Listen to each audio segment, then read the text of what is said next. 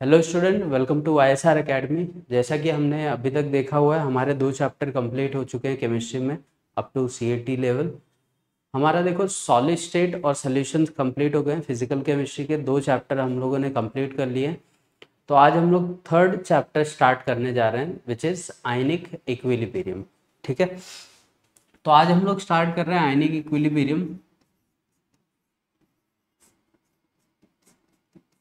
Right. तो आज first lecture है। तो यहाँ पे सारे बेसिक चीज़ें हम लोग कंप्लीट करेंगे। जो भी बेसिक चीज़ें हमको all over through the chapter पढ़नी है वो देखेंगे आज हम लोग। प्लस कुछ 11th के भी कॉन्सेप्ट हैं जिनको आज हम लोग क्लियर कर लेंगे। ठीक है, तो देखो सबसे पहले अगर हम लोग देखें ना, तो हमारे केमिस्ट्री के बुक में लगभग हमको 3-4 चैप्टर देखने को मिलते हैं केमिकल के नाम से। ठीक है, एक अगर मैं बोलूँ तो हमको मिल जाएगा chemical equilibrium, right. Chemical equilibrium हमने 11th में कंप्लीट कर लिया हुआ है, 11th का पार्ट था हमारे पास। ठीक, इसके बाद आता है हमारे पास नेक्स्ट इसी से निकल के एक आयनिक इक्विलिब्रियम। ठीक है, ये हमको 12th में दिया गया है। अब इसी में 12th के ही सिलेबस में अगर हम लोग देखें तो केमिकल काइनेटिक करके एक चैप्टर है। ठीक, अगेन ये तुमको 12th का ही पार्ट है। फिर यहीं से एक चैप्टर निकल के आता है केमिकल थर्मोडायनेमिक। ठीक है, अगेन ये भी 12th का ही पार्ट है। ठीक, अब देखो केमिकल इक्विलिब्रियम और आयनिक इक्विलिब्रियम में थोड़ी बहुत सिमिलैरिटी हमको देखने को मिलेगी। काइनेटिक पूरा अलग पार्ट है, ठीक है, और थर्मोडायनेमिक पूरा अलग पार्ट है। तो ये चारों चैप्टर में क्या सिमिलैरिटीज़ हैं, क्या डिससिमिलैरिटीज़ हैं, वो हम लोग डिस्कस कर रहे हैं। इक्विलिब्रियम देखो, इक्विलिब्रियम एक ऐसी कंडीशन होती है कि जहाँ पे भी इक्विलिब्रियम वर्ड आ जाता है, ठीक है, हमको 3 चीज़ें दिमाग में आ जानी चाहिए। सबसे पहले तो जो तुम्हारा केमिकल रिएक्शन होगा वो कैसा होगा, रिवर्सिबल होगा।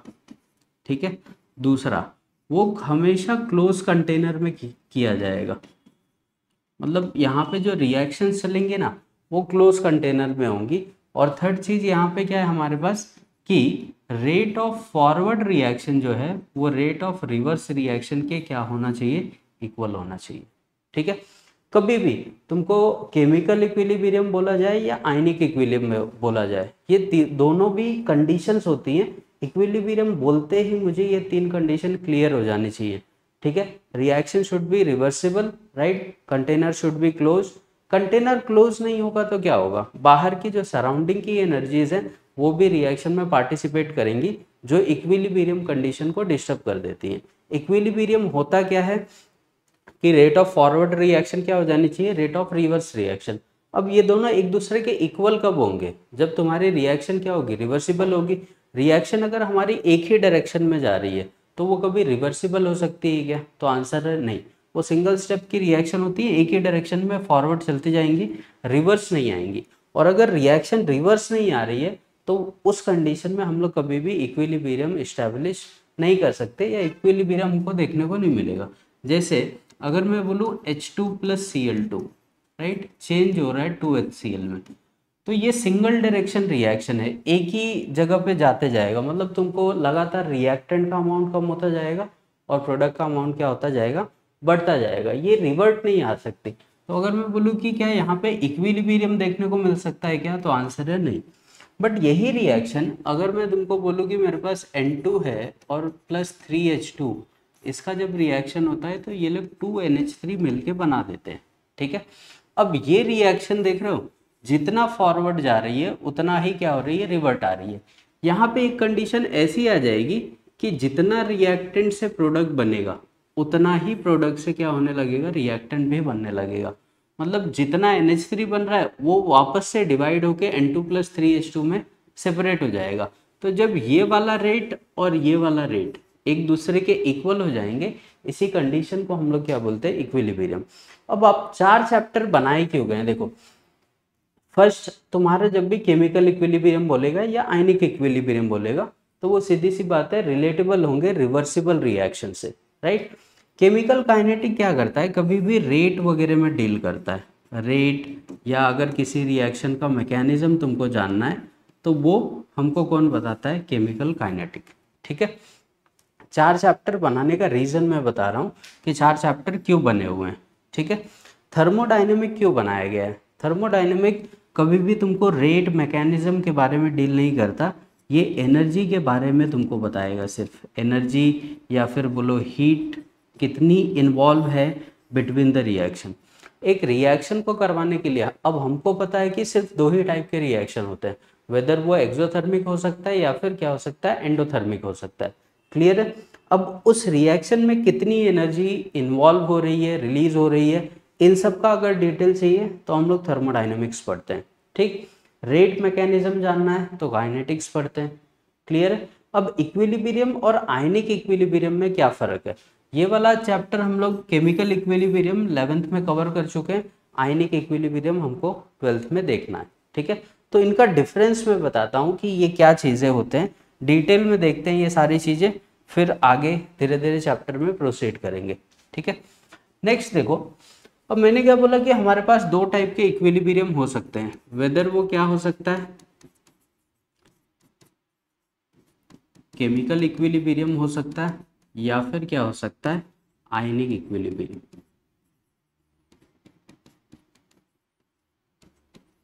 बहुत सिंपल सा डिफरेंस है। इक्विलिब्रियम बोलते ही मैंने क्या बोला कि 3 कंडीशन ध्यान में रखनी है। सबसे पहले क्या, कि कंटेनर हमारा क्या होना चाहिए, क्लोज होना चाहिए, क्लोज कंटेनर में ये रिएक्शंस होती हैं।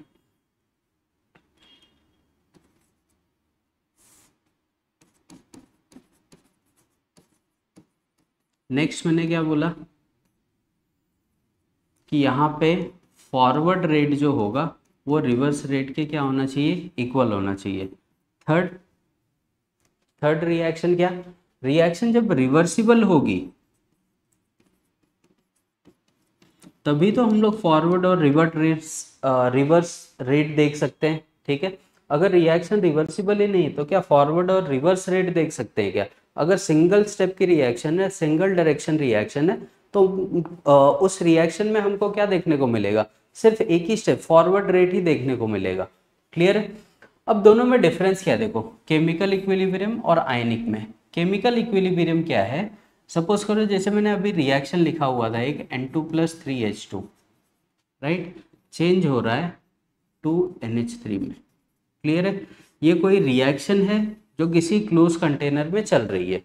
ठीक, इसका फॉरवर्ड रेट और रिवर्स रेट एक दूसरे के क्या हो जा रहा है, इक्वल हो जा रहा है, ये भी कंसिडर करके चलते। तो यहाँ पे अगर तुम नोटिस करोगे ना तो मैंने पूरे केमिकल लिखे हैं, यहाँ पे कुछ आयनिक फॉर्म में नहीं है। आयंस मतलब यहाँ पे कैटायन एनायंस नहीं बन रहे हैं। अब अगर हम लोग आयनिक इक्विलिब्रियम बोलते हैं तो ये हमको पता है आयनिक फॉर्म में होगा, इसमें हमको क्या कैटायंस भी देखने को मिलेंगे और एनायंस भी देखने को मिलेंगे। राइट, तो आयनिक इक्विलिब्रियम, सपोज करो कि मेरे पास कोई एसिटिक एसिड वगैरह है, ठीक, इसको मैं ब्रेक कर देता हूँ तो ये ब्रेक हो जाएगा CH3COO minus plus H plus में। ठीक है, रिवर्सिबली क्या होगा, ये ब्रेक होगा। ठीक, अब इस रिएक्शन में और इस रिएक्शन में डिफरेंस समझ में आ रहा है। यहाँ पे क्या है, पूरे के पूरे केमिकल्स दिए हुए हैं, यहाँ पे कोई आयन का फॉर्मेशन नहीं हो रहा है, जबकि इस रिएक्शन में क्या दिख रहा है हमको, आयन्स टूटते हुए दिख रहे हैं। अब देखो जैसे ही मैंने एक वाटर लिया हुआ है, उसमें जैसे ही मैं एसिटिक एसिड डालूंगा, सबसे पहले तो वो क्या होगा, CH3O माइनस और H प्लस में ब्रेक हो जाएगा। राइट, लेकिन कुछ कंडीशन ऐसी भी होंगी जहां पे ये दोनों आयन आपस में मिक्स होके वापस से क्या बना रहे होंगे, CH3OH एसिटिक एसिड। ठीक है, हमको ये भी सिखाया जाता है कि अगर मेरे पास एसिटिक एसिड है तो वो ब्रेक कर सकता है CH3COO minus plus H plus में, बट हमको किसी किसी कंडीशन में ये भी सिखाया जाता है कि CH3CO माइनस और H प्लस आपस में कंबाइन होके एसिटिक एसिड बनाते हैं। ठीक है, तो यही वो स्टेप है। देखो यहाँ पे ये वाली जो रेट है इसको हम लोग क्या बोलेंगे, फॉरवर्ड रेट ऑफ रिएक्शन, जबकि अगर मैं यहाँ से देखूँ इसको रिवर्स आऊँ तो इसको हम लोग क्या बोलेंगे, रिवर्स रेट। ठीक, तो फॉरवर्ड रेट और रिवर्स रेट जब क्या हो जाए, एक दूसरे के इक्वल हो जाएं, this particular condition is called as equilibrium. ठीक है, यह इक्विलिब्रियम का जनरली मैं कोई एग्जाम्पल दूँ तो ये देखा है तुमने, पानी की बॉटल्स देखी होंगी, जैसे पानी का बॉटल मान लो ऐसे रखा हुआ है कहीं पे, ठीक है, इसमें अगर थोड़ा सा पानी रख दो यहाँ पे, ठीक, तो तुमने नोटिस किया होगा कि थोड़ा सा पानी अगर हम लोग यहाँ पे रख दें तो कुछ टाइम के बाद क्या होता है, यहाँ पे ऐसे बाहर भी वाटर के ड्रॉपलेट जमा हो जाते हैं पूरे, धीरे धीरे पूरे कंटेनर में। इसका मतलब हुआ क्या होगा, देखो अंदर वाटर किस फॉर्म में है, लिक्विड फॉर्म में। वाटर की प्रॉपर्टी होती है वो हमेशा क्या होता है, गैसियस फॉर्म में कन्वर्ट होते रहता है, ठीक है, जिसको हम लोग वेपर बोलते हैं। अब यही कुछ वाटर क्या होगा, यहाँ पे H2O गैसियस फॉर्म में क्या हो जाएंगे, एवोपरेट होके धीरे धीरे यहाँ पे, मतलब उनकी टेंडेंसी होती है धीरे धीरे वो क्या करेंगे, पूरे कंटेनर को ऑक्यूपाई कर लेंगे, ठीक। अब देखो वाटर मेरा किस फॉर्म में है, लिक्विड फॉर्म में, फॉरवर्ड भी जा रहा है वाटर गैसियस बना के, ठीक है। अब धीरे धीरे जैसे ही ये पूरा कंटेनर ऑक्यूपाई कर लिया जाएगा उसके बाद क्या होगा, ठीक है, जैसे जैसे इसने पूरा कंटेनर ऑक्यूपाई कर लिया, अब ये लगातार अगर नया मॉलिक्यूल लिक्विड से गैस में जाता है, नया मॉलिक्यूल अगर लिक्विड से गैस में जाएगा तो वो क्या करेगा, ऊपर प्रेशर बढ़ाएगा, ठीक है। और ये चीज़ हमको भी पता है कि जब प्रेशर बढ़ता है, राइट, प्रेशर जब बढ़ता है तो क्या होते हैं, गैस किस में कन्वर्ट होना स्टार्ट हो जाती है, लिक्विड में कन्वर्ट होना स्टार्ट हो जाती है। तो अब ये लोग क्या करेंगे, ये वाटर का मॉलिक्यूल लगातार इस पे प्रेशर लगाएगा और इस प्रेशर के वजह से ये जो गैसियस फॉर्म में थे यहाँ पे लिक्विड, अब ये कंप्रेस होके किस फॉर्म में आ जाएंगे, वापस से लिक्विड फॉर्म में। तो उसी बॉटल के साइड पे देखोगे ऐसे वाटर ड्रॉपलेट जमेंगे। अब जब ये यहाँ पे वाटर का ड्रॉपलेट बढ़ जाएगा तो ये वापस से कहाँ, नीचे आ जाएंगे, फिर यहाँ पे स्पेस खाली हो जाएगी, फिर ये वापस कन्वर्ट होगा। तो अब देखो लिक्विड से गैस में भी कन्वर्जन हो रहा है और गैस से लिक्विड में भी, ठीक है। एक टाइम ऐसा आएगा कि वाटर लिक्विड से गैस में कन्वर्ट होने का रेट और गैस से लिक्विड में कन्वर्ट होने का जो रेट है वो क्या हो जाएगा, इक्वल हो जाएगा।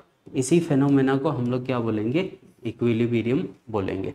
या फिर और अगर मैं दूसरा कोई एग्जांपल लेके बताऊं, सपोज करो एक बकेट है ऐसी छोटी सी, ठीक, उसमें यहाँ तक पानी भरा हुआ है, यहाँ पे मैं इसमें एक होल बना देता हूँ और एक स्पीड से पानी यहाँ से निकल रहा है, ठीक है, यहाँ पे वाटर हमने फिल किया हुआ है और मैं कुछ ऊपर से सेम स्पीड में अगर पानी भर रहा हूँ, ठीक, मान लो ए स्पीड से पानी आ रहा है और ए स्पीड से पानी बाहर भी जा रहा है, तो क्या इस लेवल पे कुछ फर्क पड़ने वाला है क्या, नहीं, वो अपने जगह पे क्या होगा, स्टिल्ट होगा, कांस्टेंट होगा, क्योंकि जिस स्पीड से पानी गिर रहा है उसी स्पीड से क्या हो रहा है, पानी बाहर जा रहा है। तो पानी आने का जो रेट है वो रेट और पानी जाने का जो रेट है वो क्या हो गए, इक्वल हो गए। इस कंडीशन को हम लोग क्या बोलेंगे, इक्विलिब्रियम। क्लियर हुआ। अब मेजरली केमिकल और आयनिक इक्विलिब्रियम में डिफरेंस क्या है, देखो केमिकल इक्विलिब्रियम क्या होता है, पूरा का पूरा केमिकल बेस्ड होता है, यहाँ पे हमको ना सिर्फ केमिकल्स देखने को मिलेंगे, जबकि यही चीज अगर मैं आयनिक इक्विलिब्रियम बोलता हूँ तो आयनिक इक्विलिब्रियम में हमको आयंस दिखने स्टार्ट हो जाएंगे, ठीक है। डिसोसिएटेड आयन और प्योर केमिकल के बीच में जब इक्विलिब्रियम एस्टैब्लिश होता है, this particular condition is called as ionic equilibrium. समझ में आया चैप्टर का मतलब क्या है, कि पूरे चैप्टर में हमको सिर्फ आयंस के बारे में पढ़ना है, ठीक। और हमने लास्ट ईयर क्या पढ़ा हुआ है केमिकल इक्विलिब्रियम के बारे में, वो सारी चीजें हमको स्टिल दिमाग में रखनी पड़ेंगी। जैसे कुछ इंपॉर्टेंट पॉइंट है बता देता हूँ केमिकल इक्विलिब्रियम के, फिर आगे चलते हैं। तो हमने 11th में केमिकल इक्विलिब्रियम में क्या पढ़ा हुआ है, ठीक है, कुछ इंपॉर्टेंट टॉपिक है जो मैं डिस्कस कर देता हूँ। तो थोड़ा सा जो लोग नया आयनिक इक्विलिब्रियम डायरेक्ट स्टार्ट कर रहे हैं पढ़ना, वो लोग एक बार केमिकल इक्विलिब्रियम को रिवाइज कर लें जो 11th में हमको चैप्टर दिया हुआ था, क्योंकि वो बेस है, वहाँ पे बहुत सारी चीज़ें दी हुई हैं जिसमें से कुछ इंपॉर्टेंट टॉपिक हमको नहीं पता होंगे, तो आयनिक इक्विलिब्रियम थोड़ा सा टफ होगा, ठीक है। तो जो लोग नए हैं वो केमिकल इक्विलिब्रियम में सबसे पहले केसी पढ़ लेंगे, राइट, सेकंड केपी पढ़ लेंगे, राइट, इन दोनों को हम लोग इक्विलिब्रियम कांस्टेंट बोलते हैं,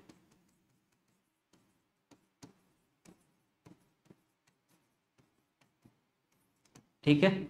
थर्ड उसमें एक टॉपिक पढ़ने लायक है जो तुम्हारा ली चैटलेयर्स प्रिंसिपल। ये सारी चीजें अगर हमको नहीं आती हैं तो आयनिक इक्विलिब्रियम थोड़ा सा टफ होगा, बट बीच बीच में मैं सारी चीजें अच्छे से एक्सप्लेन करते हुए चलूंगा। बट ये अगर आप लोग पढ़ लेते हैं तो और बेटर होगा और इजी चलेगा चैप्टर, ली चैटलर प्रिंसिपल। और लास्ट में इसमें एक टॉपिक आया होगा तुमको बॉर्न हैबर साइकिल।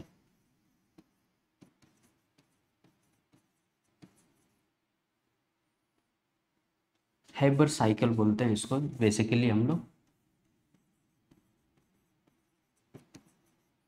ठीक है। इसमें भी मोस्ट इंपॉर्टेंट ये 3 टॉपिक है, ये 3 टॉपिक हमको पढ़ने जरूरी है। जैसे हमको कोई भी रिएक्शन दी हुई है, मान लो एक केमिकल इक्विलिब्रियम की इक्वेशन उठाते हैं और ऐसे बना देते हैं, ठीक। इसका अगर मुझे Kc और Kp लिखना है, ठीक है, तो Kc और Kp में डिफरेंस क्या होता है। देखो Kc और Kp जब भी हम लोग इक्विलिब्रियम कांस्टेंट बोलते हैं तो ये हमको डिफाइन करता है concentration of product upon concentration of reactant, right, concentration of product and concentration of reactant. अब Kc और Kp में जनरली क्या डिफरेंस है कि जब भी मैं Kp बोलता हूँ, होता तो दोनों एक ही चीज़ है, बट Kc जब हम लोग बोलते हैं तो कॉन्सेंट्रेशन टर्म में बात करते हैं, इसी वजह से इसको Kc लिखा जाता है कि ये तुमको हमेशा कॉन्सेंट्रेशन टर्म में आंसर देगा। जबकि हम प्रेशर जब लिखते हैं तो स्पेशली जब गैसेस के बीच में इक्विलिब्रियम इस्टेब्लिश होता है, ठीक है, तो गैसेस को हम लोग मेजर करते हैं किसमें, प्रेशर में। तो प्रेशर, यहाँ पे प्रेशर लिखोगे सिंपल सा जो भी प्रोडक्ट में होगा, राइट, और प्रेशर यहाँ पे किसका होगा, रिएक्टेंट का, ठीक है। मान लो कि ये इक्वेशन है, इस इक्वेशन के लिए मुझे Kc और Kp का एक्सप्रेशन लिखना है, Kp एंड Kc का। Kc का लिखना है तो प्रोडक्ट में क्या है हमारे पास, कॉन्सेंट्रेशन ऑफ NH3, और जो इसका कोएफिशिएंट होगा उसको सिंपल सा पावर में डाल दो। नीचे यहाँ पे कॉन्सेंट्रेशन दिया हुआ है किसका, रिएक्टेंट का, तो जितने भी कॉन्सेंट्रेशन होंगे, जैसे कॉन्सेंट्रेशन ऑफ N2 फिर इनटू कॉन्सेंट्रेशन ऑफ H2 का क्या हो जाएगा, Q, right. Same goes with pressure, pressure लिख रहे हैं तो यहाँ पे हम लोग क्या लिखे हैं, प्रेशर एक्सर्टेड बाय NH3 का क्या हो जाएगा, square, into pressure exerted by N2 into pressure exerted by H2, ठीक है। तो ये Kp और Kp का एक्सप्रेशन होता है। तो मान लो ये सेम चीजें अगर हमारे पास कोई आयनिक सोल्यूशन होता है, जैसे ये है, मैंने क्या बोला, ये ब्रेक करता है CH3 COO- और H+ में, ठीक है। जैसे यहाँ पे हमको Kp और Kc दिया था इक्विलिब्रियम कांस्टेंट, वैसे ही यहाँ पे हमको आयनिक कांस्टेंट बोला जाएगा, ठीक है। तो आयनिक कांस्टेंट बनाने के लिए हम लोग जनरली क्या करते हैं, Ki कर देते हैं इसको, ठीक है। जैसे इसको हम लोग ने Kc Kp लिखा था, इसको आयनिक प्रोडक्ट कांस्टेंट लिखोगे, और Ki अगर मैं पूछूंगा तो कुछ नहीं करना है, प्रोडक्ट अपॉन रिएक्टेंट, मतलब कॉन्सेंट्रेशन ऑफ CH3 COO- और फिर H+ upon total concentration that is CH3 COO, ठीक है। तो ये रिलेटेबल चीजें इसलिए मैं पहले ही बता दे रहा था। ली चैटलर प्रिंसिपल क्या बोलता है, एक शॉर्ट में डिटेल दे देता हूँ कि अगर कोई भी इक्विलिब्रियम रिएक्शन चल रही है, कोई भी इक्विलिब्रियम रिएक्शन चल रही है, उसका टेम्परेचर, प्रेशर, कॉन्सेंट्रेशन अगर मैं बदल दूँ, राइट, वेदर रिएक्टेंट का या प्रोडक्ट का, तो वो जो नए फैक्टर्स हैं वो इन पे इफेक्ट डालना चालू कर देंगे। जैसे अगर मान लो फॉरवर्ड में ये रिएक्शन एक्सोथर्मिक है और रिवर्स में एंडोथर्मिक, ये डेटा हमको पता होगा, राइट। अब इस रिएक्शन, ये एक क्लोज कंटेनर में रिएक्शन हो रही है, इस रिएक्शन का अगर मैं टेम्परेचर बढ़ा दूं, ठीक है, टेम्परेचर बढ़ा दोगे तो क्या होगा, एंडोथर्मिक को टेम्परेचर चाहिए होता है, एक्सोथर्मिक खुद टेम्परेचर रिलीज करता है, बराबर। तो जैसे ही इस रिएक्शन का टेम्परेचर बढ़ाओगे, इसका रिवर्स रेट क्या हो जाएगा, बढ़ जाएगा, और इसका फॉरवर्ड रेट क्या हो जाएगा, कम हो जाएगा। मतलब इक्विलिब्रियम को अगर टेम्परेचर से डिस्टर्ब करना मैं चाहूँ तो कर सकता हूँ, ठीक है। नेक्स्ट, अगर मान लो ये क्लोज कंटेनर में कोई रिएक्शन चल रही है, ठीक है, और मैं कंटेनर खोलता हूँ, और मैंने प्रोडक्ट का अमाउंट बढ़ा दिया, रिएक्शन चल रही है क्लोज कंटेनर में, कंटेनर खोला, इतना और NH3 लिया और इसमें डाल दिया। अब मैंने क्या कर दिया, NH3 का कॉन्सेंट्रेशन बढ़ा दिया।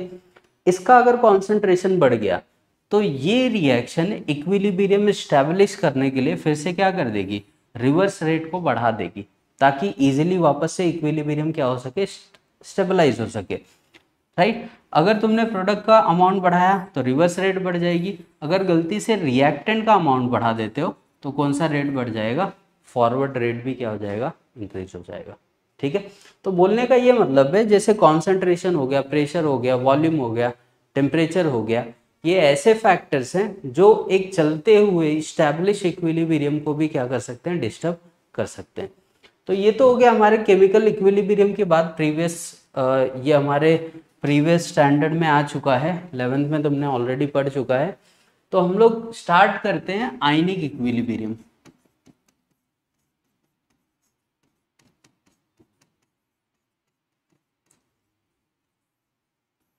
ठीक है, थोड़ा सा डिटेल मैंने दे दिया है कि आयनिक इक्विलिब्रियम बोलते ही हमको क्या समझ में आता है कि चीजें आयंस के फॉर्म में टूट रही हैं और उनके बीच में क्या हो रहा है, इक्विलिब्रियम इस्टेब्लिश हो रहा है, राइट।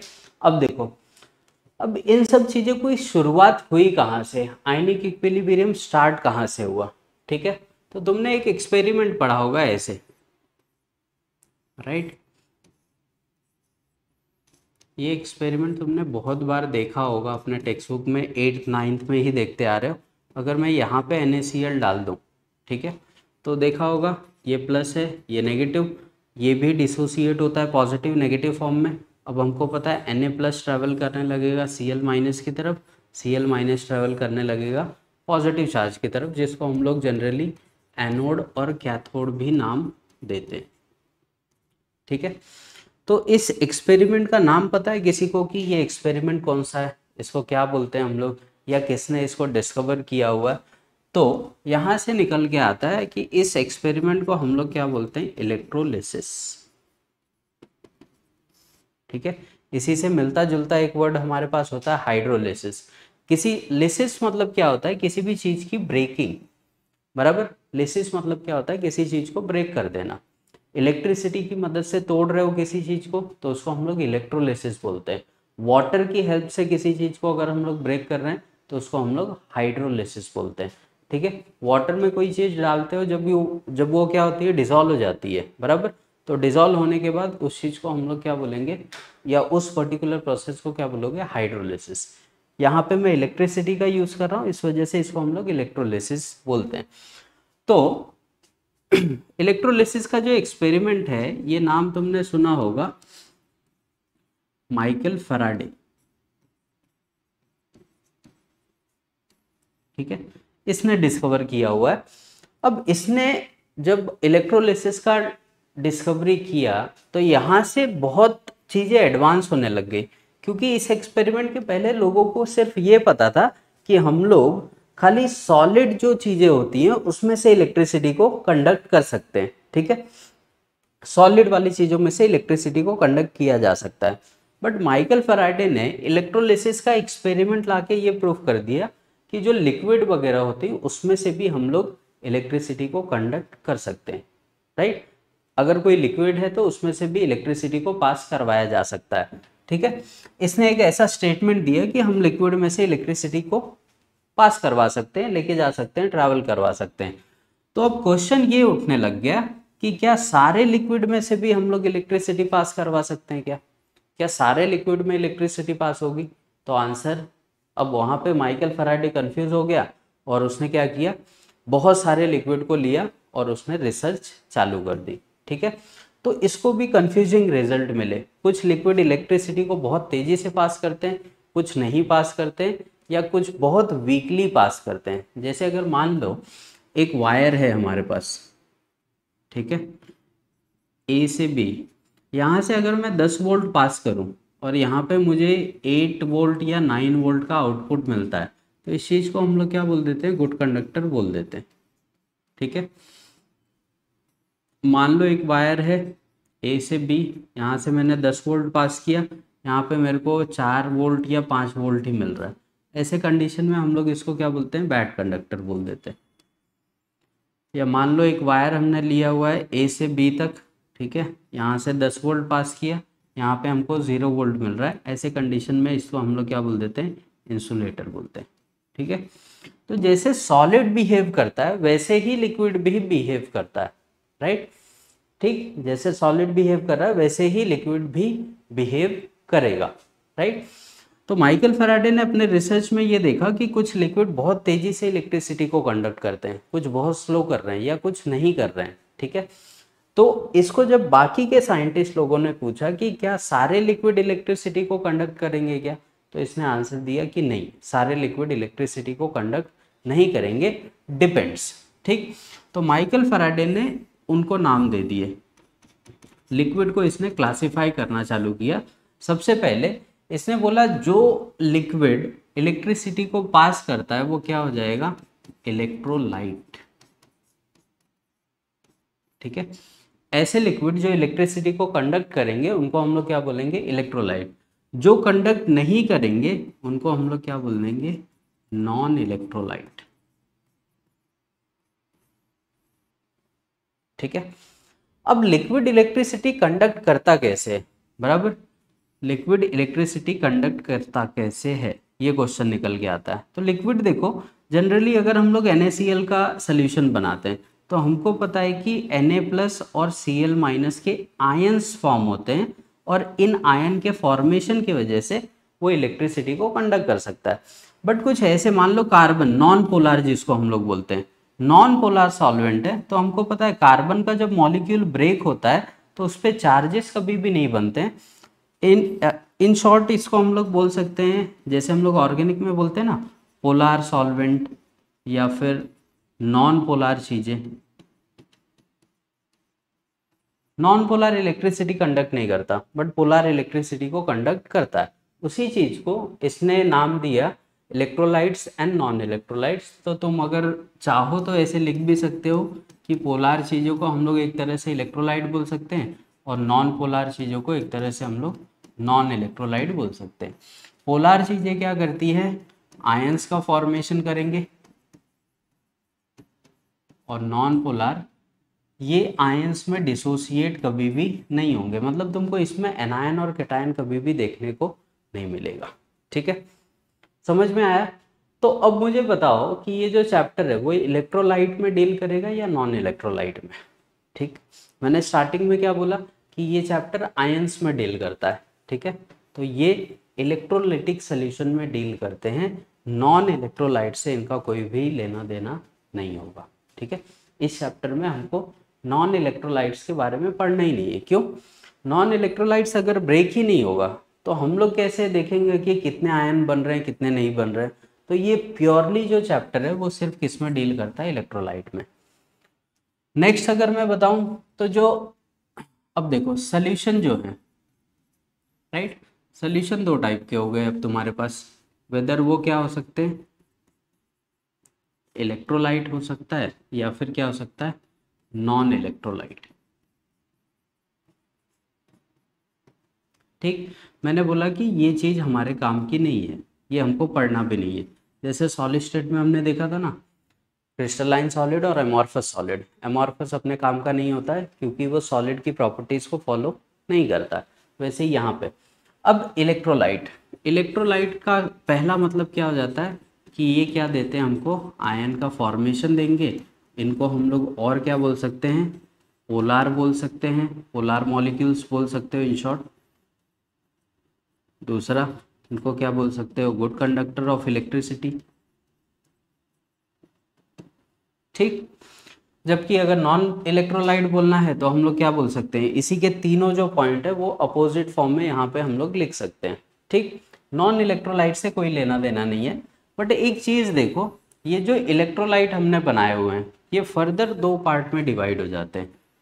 ठीक है, फर्दर दो पार्ट में डिवाइड हो जाएंगे। एक हमारे पास हो जाएगा strong electrolyte,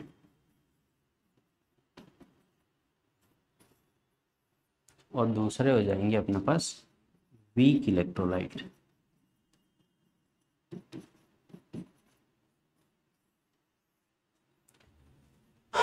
strong electrolytes and weak electrolytes.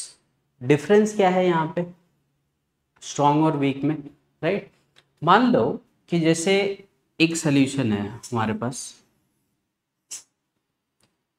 ठीक है, वाटर हमने लिया हुआ है, यहाँ पे मैं CH3COH को डाल देता हूँ, ठीक है, CH3COH को हम लोग इसमें डाल देते हैं। हम लोग क्या एक्सपेक्ट कर रहे हैं कि ये फटाफट ब्रेक हो जाना चाहिए किसमें, CH3COO- और H+ में, ठीक है, राइट, कि कुछ टाइम में ये पूरी तरह से क्या हो जाए, डिसोसिएट हो जाए, ठीक। दूसरा हम लोग क्या बोलते हैं कि एक सोल्यूशन ले रहे हैं वाटर का, इसमें हम लोग डाल दे रहे हैं, ये यहाँ पे भी वाटर है और इसमें हम लोग डालते हैं NaCl, यहाँ पे भी हम क्या एक्सपेक्ट कर रहे हैं कि ये Na+ और Cl- में डिवाइड हो जाएगा, ठीक है। स्ट्रॉन्ग और वीक इलेक्ट्रोलाइट होते क्या हैं, एक हमने NaCl का सोल्यूशन लिया है, एक एसिटिक एसिड का सोल्यूशन लिया, वाटर में डाला, कुछ टाइम के बाद हम लोग देखते हैं कि इसके बहुत सारे आयन यहाँ पे हमको दिख रहे हैं, राइट, Na+ के, Na+ के हमको बहुत सारे आयन दिख रहे हैं, Cl- के बहुत सारे आयन दिख रहे हैं। इसका मतलब क्या हुआ कि इसका डिसोसिएशन क्या हुआ, फास्ट हुआ, ठीक है, जबकि उसके कंपेयर में इन दोनों आयन का जो अमाउंट है वो बहुत कम है, ठीक है, ये दोनों अमाउंट क्या है, कम है। इसका मतलब यहाँ पे डिसोसिएशन फास्ट है, यहाँ पे डिसोसिएशन क्या है, वीक है, राइट। तो जहाँ पे भी वीक डिसोसिएशन होगा, वीक डिसोसिएशन मतलब जहाँ पे चीजें ब्रेक नहीं होंगी, उसको हम लोग क्या बोलेंगे, वीक इलेक्ट्रोलाइट, ठीक है। नॉन इलेक्ट्रोलाइट से हमारा इस चैप्टर में कोई लेना देना नहीं है। वीक इलेक्ट्रोलाइट का मतलब क्या होगा, जहाँ पे चीज़ों का डिसोसिएशन क्या होगा, बहुत कम होगा, ठीक है, और यहाँ पे डिसोसिएशन क्या होगा, बहुत स्ट्रांग होगा। तो एक पॉइंट ये भी लिख सकते हैं हम लोग कि यहाँ पे स्ट्रांग डिसोसिएशन होगा, जबकि वीक इलेक्ट्रोलाइट में क्या होता है, वीक डिसोसिएशन होता है। अब देखो एक वर्ड मैं बार बार यूज कर रहा हूँ, डिसोसिएशन, ये हमने सोल्यूशन में भी पढ़ा है, डिसोसिएशन कांस्टेंट जिसको हम लोग क्या बोलते हैं, अल्फा, ठीक है। अब कोई सब्सटेंस बी कोई सब्सटेंस है, ये A+ और B- में ब्रेक हो रहा है, ठीक है। अब देख के बताओ, अगर मान लो मैंने इसका 1 मोल लिया, ठीक, कुछ टाइम के बाद इनके 0 मोल्स फॉर्म हुए, मतलब इसका डिसोसिएशन क्या हो गया, इसके लिए अल्फा की वैल्यू क्या हो जाएगी, 0, ठीक है। अब मैंने बोला कि 1 मोल लिया, एक इसका भी बन गया, एक इसका भी बन गया, मतलब ये क्या हो गया, पूरी तरह से ब्रेक हो गया। तो जहां पे अल्फा की वैल्यू 1 हो जाए, राइट, या कुछ पर्टिकुलर वैल्यू दे दे तुमको अल्फा की, इसका मतलब वो क्या हो रहा है, डिसोसिएट हो रही है चीजें। अल्फा इक्वल टू 0 मतलब क्या हो गया कि वहां पे डिसोसिएशन नहीं हो रहा है, ठीक है। बहुत कम डिसोसिएशन होता है किसका, वीक इलेक्ट्रोलाइट्स का। अगर मैं बोलूँ अल्फा इक्वल टू 0 है, तो वो डायरेक्ट किस में कंसिडर किया जाएगा, नॉन इलेक्ट्रोलाइट में, ठीक है। मैं बोलूँ अल्फा इक्वल टू 1 है, वो क्या हो जाएगा, तुम्हारा एक तरह का स्ट्रॉन्ग इलेक्ट्रोलाइट हो जाएगा, ठीक। बट अगर मैं बोलूँ कि अल्फा जो है वो बहुत नेग्लिजिबल वैल्यू शो कर रहा है, डिसोसिएशन तो है बट बहुत क्या है, नेग्लिजिबल है, ऐसे केस में हम लोग इसको क्या बोलते हैं, वीक इलेक्ट्रोलाइट। समझ में आया फर्क, समझा। अब देखो सोल्यूशन दो टाइप के होंगे, इलेक्ट्रोलाइट और नॉन इलेक्ट्रोलाइट। अगेन ये चैप्टर में नहीं है हमारे पास, इलेक्ट्रोलाइट फिर से स्ट्रॉन्ग इलेक्ट्रोलाइट और वीक इलेक्ट्रोलाइट में डिवाइड हो जाएंगे depending on their degree of dissociation. तो डिग्री ऑफ डिसोसिएशन हम लोग सोल्यूशंस में भी पढ़ चुके हैं, बट आगे मैं फॉर्मूला दे देता हूँ डिग्री ऑफ डिसोसिएशन होता है क्या है, क्योंकि उसकी ज़रूरत हमको बार बार पड़ेगी, ठीक। तो डिग्री ऑफ डिसोसिएशन होता क्या है, देखो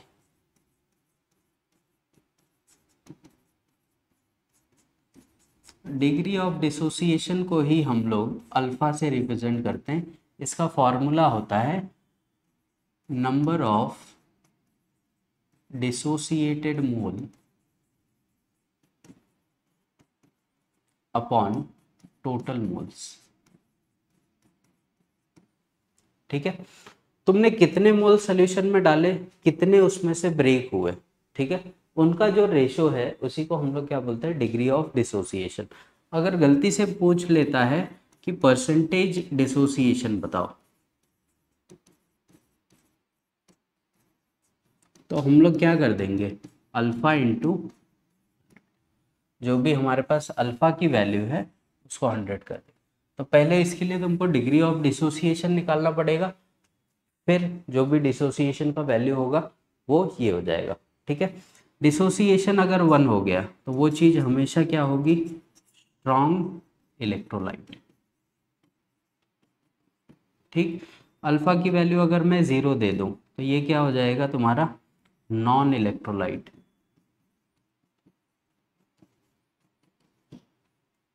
अल्फ़ा की वैल्यू अगर मैं बहुत नेग्लिजिबल दे दूं तो वो क्या हो जाएंगे, वीक इलेक्ट्रोलाइट।